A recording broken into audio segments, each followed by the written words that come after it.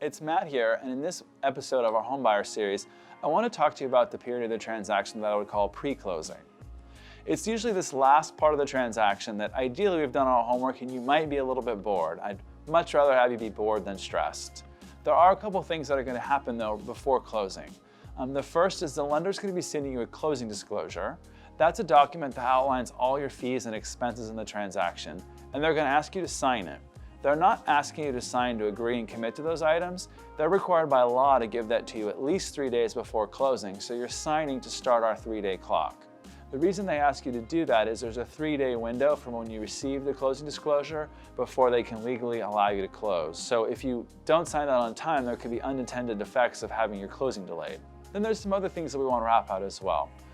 You may have a home warranty that we negotiated with the seller, or perhaps you want to order one on your own. We want to take care of that before closing. That way your coverage will take effect on the day of closing. You also want to think about your utilities. Yes, the house becomes yours on closing, but we may have negotiated a lease back or your time of possession may be different than closing. But make sure to line the utilities up such that you have power, electrical, gas, all those things when you're ready to move in the home. And then lastly, I think it's important to do a final walkthrough. They're not required, but it's generally a good idea. Typically, I like to do that about 48 hours before closing, and I want to accomplish 2 things when we do that. The first, I want to verify any repairs that we ask the seller to make. Now, if we've asked for an extensive number of repairs, then we probably want to have the inspector come out with us and re-inspect those items for us. And then secondly, I want to make sure the home is in the same condition as which we purchased it. If there's anything that came up that may be a reason to delay closing, we want to know that before closing. It's also a nice time when we do our final walkthrough for you to mentally think through your move and how you're going to set that up. Now, speaking of moving, I wouldn't plan to bring a moving truck to closing day.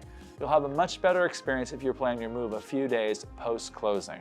So this last week, if we've done all our homework on the front end, should be pretty smooth, pretty easy part of the transaction. So just summing up, in this time for pre-closing, couple checklist items we want to take care of as we move towards closing and the home becomes yours. Thanks for watching this video. In the next episode, we're going to talk about the last step, which is closing.